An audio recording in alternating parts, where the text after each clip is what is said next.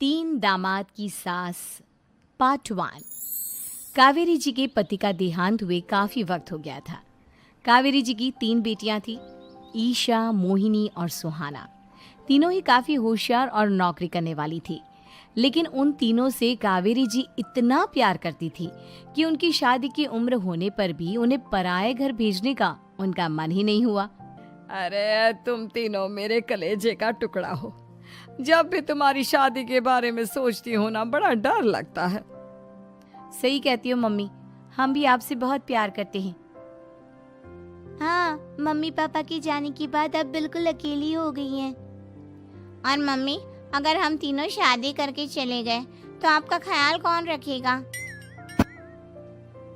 लेकिन अपनी खुशी की वजह से मैं तुम तीनों को बिना शादी के भी तो नहीं देख सकती ना बेटा। समाज के हिसाब से देखे तो यह भी गलत होगा, और मैं ऐसा कुछ नहीं चाहती। लेकिन तुम तीनों से दूर होने के बारे में सोचती हूँ तो अजीब सा लगता है। लेकिन मम्मी, हम आपको इस तरह अकेला छोड़कर नहीं जा सकते। एक काम करते हैं मम्मी, शादी के बाद ना आप मेरे साथ मेरे ससुराल में चलना और मेरे साथ ही रहना। और तेरी सास मुझे रहने देगी तेरे ससुराल में? अरे बेटा, वहाँ ऐसा नहीं होता। बेटी की माँ कभी अपनी बेटी के ससुराल जाकर नहीं रह सकती। एक काम करते हैं माँ, आप ईशा और सुहानी की शादी कर दीजिए और मैं हमेशा आपका बेटा बनकर आपके साथ ही रहूंगी। मुझे नहीं करनी शादी। अरे मेरी बेटियां मुझसे कितना प्यार करती है, मेरी वजह से अपनी पूरी जिंदगी दांव पर लगाने को तैयार है। लेकिन मैंने ना इससे भी एक अच्छा उपाय सोचा है। क्या मम्मी? अगर आपके पास कोई सोल्यूशन है तो फिर क्यों परेशान हो आप? बताइए, क्या करना चाहती हैं आप? मैंने सोचा है कि अखबार में इश्तिहार देकर तुम तीनों के लिए 3 घर जमाई दामाद ढूंढ लूंगी। वैसे भी नौकरी तो तुम तीनों अच्छे से कर लेती हो, कमा भी अच्छा खासा लेती हो। कोई भी लड़का तैयार हो जाएगा तुमसे शादी करने के लिए। अरे मम्मी, ये हुई ना बात, हमें आपसे दूर भी नहीं जाना पड़ेगा और आपको अकेला भी नहीं रहना पड़ेगा। हाँ मम्मी, ये बहुत अच्छा तरीका है। मैं तो कहती हूँ आज ही अखबार में ऐड निकलवा देते हैं। बिल्कुल, आज ऑफिस जाते वक्त मैं ये काम कर दूंगी। और कुछ ही दिनों के बाद कावेरी जी को 3 घर जमाई दामाद विवेक, सुमित और अविनाश मिल जाते हैं और वो उन तीनों लड़कों से अपनी तीनों बेटियों की शादी करवा देती है। शादी के कुछ दिन के बाद, अरे अब शादी हो गई, छुट्टियां खत्म, तुम तीनों जाकर नौकरी करो, कुछ काम करो। अरे मम्मी जी, कमाल करती हैं आप। अब घर जमाए इसलिए थोड़ी ना बनाए कि हम बाहर जाकर नौकरी करें। मम्मी जी, मेरा तो घर जमाई बनने का मकसद ही यही था कि कमाने वाली बीवी मिल जाए। बाहर जाकर काम करने से तो मेरा दिल घबराता है। घर का कोई काम है तो बता दीजिए मुझे। अगर ऐसी बात है तो शाम का खाना बनाओ। मेरी बेटियां नौकरी से थकी हारी आती है, अब नौकरी नहीं कर सकते तो कोई बात नहीं, घर का काम करो तुम लोग। मैं तो घर का काम करने में बहुत खुश हूँ, बस ये बाहर धूप में निकलना, रास्ते में जाना, नौकरी करना, ये सब मुझसे नहीं होता।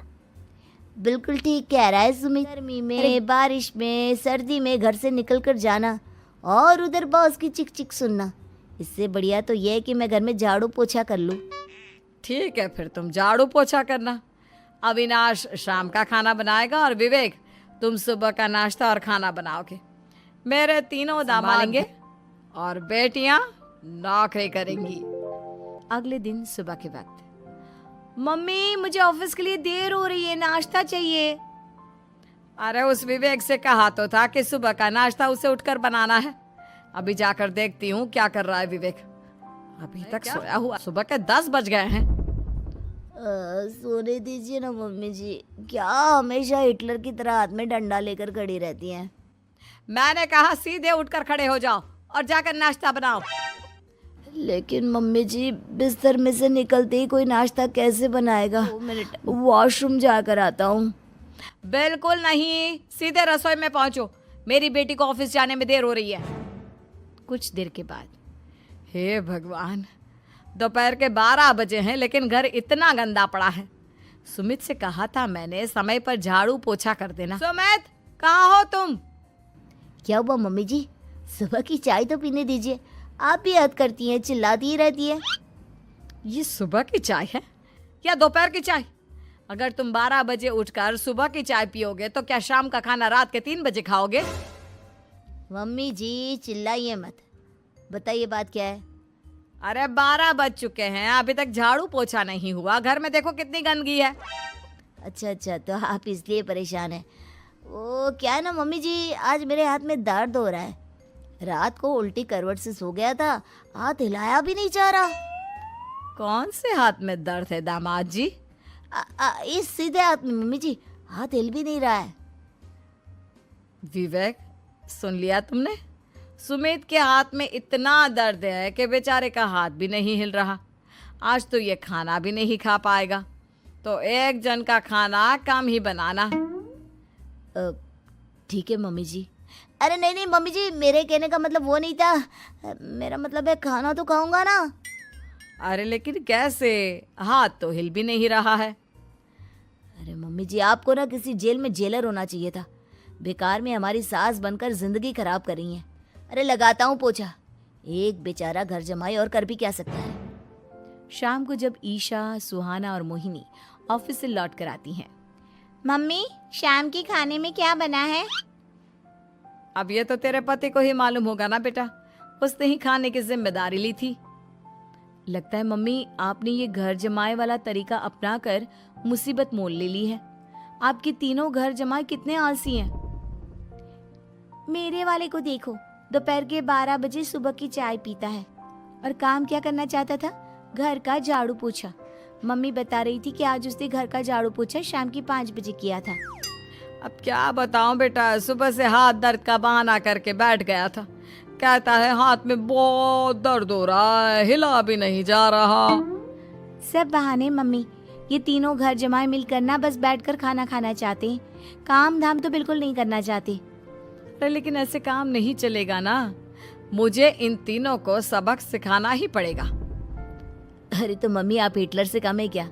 आपने जब हम तीनों को सबक सिखा कर इतना लायक बना दिया, तो इन तीनों नालायक दामाद को भी आप कुछ न कुछ तो बना ही देंगी। मम्मी, हाँ, बस अपने अंदर के हिटलर को बाहर लाइए और अपनी तीनों दामादों को अच्छी तरह से सबक सिखाइए। रही बात आपकी बेटियों की, तो हम तीनों तो हमेशा से आपके साथ हैं। अरे लेकिन बेटा, इस काम के लिए तुम तीनों को मेहनत करनी पड़ेगी। कैसी मेहनत मम्मी? ऑफिस में तो वैसे ही बहुत मेहनत करते हैं हम तीनों। अरे प्रेग्नेंट हो जाओ, प्रेगनेंसी का बहाना बनाकर कह दो कि तुम तीनों ने नौकरी छोड़ दी है 2 साल के लिए, और जब घर में खाने के पैसे नहीं होंगे तो अपने आप काम पर जाएंगे ये तीनों। वाह मम्मी, क्या आइडिया दिया है। मैं तो कल ही जाकर कहने वाली हूँ कि मैं जो गई हूँ। फिर देखना कैसे मेरा पति अविनाश भाग कर काम पर लग जाएगा। और फिर 2 दिन के बाद, सुमित, मैं ना प्रेग्नेंट हूँ और इसलिए अगले 2 साल के लिए मैंने अपनी जॉब छोड़ने का फैसला ले लिया है। विवेक, पापा बनने वाले हो तुम। अब से ना तुम्हें ऑफिस जाना होगा, क्योंकि मैं तो 2 साल के लिए छुट्टी पर चली गई हूँ। अविनाश, अब तुम्हें जिम्मेदारी संभाल लेनी चाहिए, वरना ये घर कैसे चलेगा। हम दोनों मम्मी पापा बनने वाले हैं। लेकिन कावेरी के तीनों आलसी दामादों पर अपनी बीवियों की बात का कोई असर नहीं हुआ।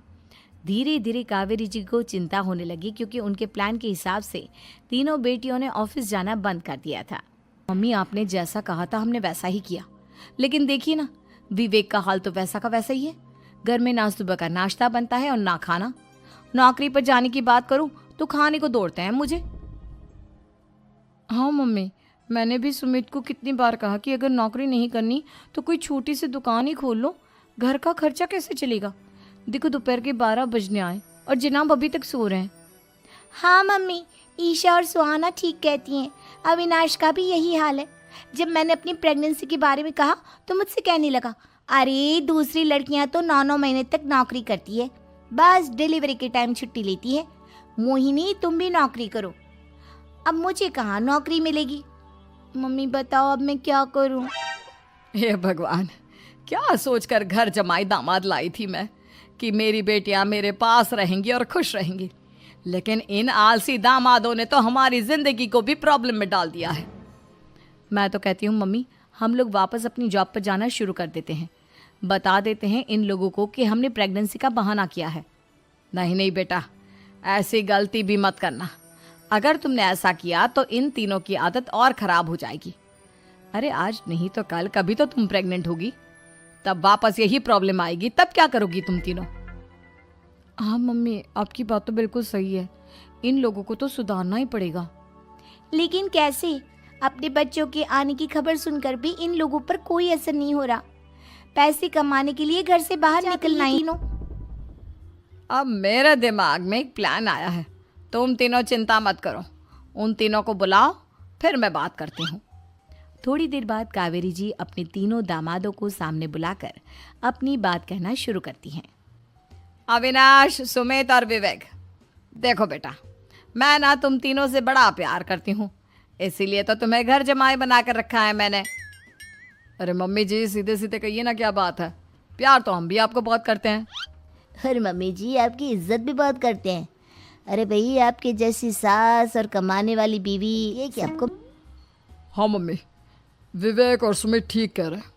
आपकी बेटी से शादी करके मेरी तो जिंदगी ही अच्छी हो गई है। जानती हूँ मैं, और ये भी जानती हूँ कि तुम तीनों अपने अपनी बीवियों से बहुत प्यार करते हो।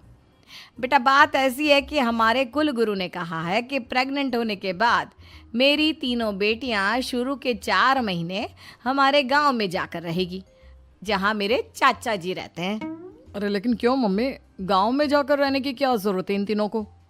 वो क्या है ना बेटा, हमारे परिवार को एक श्राप है। अगर मेरी बेटियों ने यहाँ पर बच्चा पैदा करने की कोशिश की तो उनके बच्चों को कुछ भी हो सकता है। इसलिए अब से लेकर 4 महीने पूरे होने तक इन्हें गांव वाले घर में रहना पड़ेगा। हाँ, तो इसमें प्रॉब्लम क्या है मम्मी जी? हम भी वहाँ जाकर रहेंगे, पिकनिक मनाएंगे।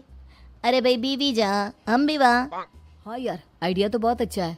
शहर की ज़िंदगी में रह रहकर परेशान हो चुके हैं, अब कुछ दिन गांव में बिताएंगे। तुम लोग समझने की कोशिश क्यों नहीं करते? तुम में से कोई भी वहाँ नहीं जा सकता, और मैं यहाँ रहूँगी ना तुम तीनों के साथ। 4 महीने की तो बात है, उसके बाद ये तीनों ही लौट कर आ जाएंगी। ठीक है मम्मी जी, अब हमारे बच्चों का सवाल है तो ये तो करना ही पड़ेगा। कावेरी अपनी तीनों बेटियों को कुछ दिन के लिए घर से बाहर कहीं दूसरे शहर में रहने के लिए भेज देती है। कुछ दिनों के बाद, अरे मम्मी जी, बहुत दिन से पिज्ज़ा नहीं खाया, मंगवाइए ना। क्या बताऊं बेटा, पहले तो बेटियां खर्चा दे देती थी क्योंकि उनकी नौकरी थी, लेकिन अब तो मेरे पास पैसे ही नहीं बचे। थोड़े बहुत पैसे हैं जो बच्चों की डिलीवरी में काम आएंगे। लेकिन मम्मी जी, आपकी बेटियों को वापस आने में तो अभी बहुत वक्त बाकी है। वही सोच सोच कर परेशान हो रही हूँ। सोच रही हूँ कल से दूध भी बंद करवा देती हूँ। अब दूध वाले को देने के लिए पैसे भी तो नहीं है ना। अरे नहीं नहीं मम्मी जी, अगर दूध भी बंद करवा दोगी तो मुझे चाय कहाँ से मिलेगी? और चाय के बिना मैं तो मर ही जाऊंगा। क्या करूं बेटा, इसके अलावा हमारे पास कोई ऑप्शन नहीं है। मेरे पास पैसे ही नहीं बचे। इस तरह कावेरी जी धीरे धीरे अपने तीनों दामादों को पैसे देना बंद कर देती हैं और घर में खाने पीने की चीज़ें लाना भी बंद कर देती है। अब वो तीनों बुरी तरह से परेशान होने लगे थे और इसलिए एक दिन तीनों प्लान करके घर से बाहर निकलते हैं और बाजार में जाने के बाद। यार, अच्छा खाना खाए हुए कितने दिन हो गए, पता नहीं कब अच्छा खाना मिलेगा। हमारी बीवियों के जाने के बाद तो हमारी हालत भिखारियों जैसी हो गई है यार। कुछ भी हो, मुझे तो आज पिज्ज़ा खाना ही खाना है। जेब में 1 रुपया नहीं है और पिज्ज़ा खाएगा, कहाँ से आएंगे पैसे? अरे देख, वहाँ सामने बोर्ड पर क्या लिखा हुआ है, कंप्यूटर पर काम करने के लिए की आवश्यकता है। भाई मैं तो जा रहा हूँ, काम करूँगा और शाम तक पैसे लाकर आराम से पिज्ज़ा खाऊंगा। जा जा, तुझे कोई काम नहीं देने वाला, हम तो घर जा रहे हैं। चल भाई सुमित। सुमित और अविनाश वहाँ से चले जाते हैं और विवेक उस कंप्यूटर शॉप पर सारा दिन काम करके 5,000 रुपये कमा कर घर लौट कर आता है और अपने खाने के लिए अच्छी अच्छी चीज़ें भी लेकर आता है। ये देखकर विवेक और सुमित के दिल में भी कुछ पैसे कमाने की इच्छा जागती है। अरे सुबह सुबह कहाँ चल दिए तुम? मम्मी जी, एक बहुत अच्छी जगह मिली है। कंप्यूटर पर काम करने के 5,000 मिले थे कल मुझे। अगर रोज़ काम करूँगा तो पूरे 40,000 की तनख्वाह। अरे वाह, ये तो बहुत अच्छी बात है दामाद जी, आपको जाना ही चाहिए। सुमित और अविनाश विवेक को इस तरह तरक्की करते देखकर परेशान हो जाते हैं और वो दोनों भी काम की तलाश में निकल पड़ते हैं। धीरे धीरे उन दोनों को भी काम मिल जाता है। अब कावेरी के तीनों दामाद छोटी मोटी नौकरी करके अच्छा पैसा कमाने लगे थे। एक दिन कावेरी उन्हें अपने पास बुलाती है। अरे वाह, विवेक 40,000 कमा लेता है, अविनाश 60,000 और सुमित तुम भी 40,000 के आसपास कमा ही लेते हो। कुल मिलाकर तुम अच्छे खासे पैसे कमा रहे हो बेटा। हाँ मम्मी जी, बहुत मजा आता है जब महीने के एंड में मोटी रकम हाथ में आती है। पूछिए मत मम्मी जी, घर में रहकर रोटी बना बना कर औरतों जैसा महसूस होने लगा था मुझे तो।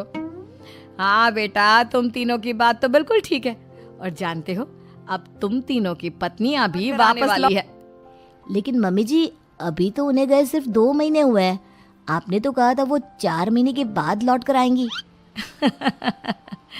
ऐसा कुछ नहीं है बेटा, मैं सिर्फ तुम तीनों को सबक सिखाना चाहती थी कि आदमी घर में बैठकर बीवी की कमाई खाता हुआ अच्छा नहीं लगता।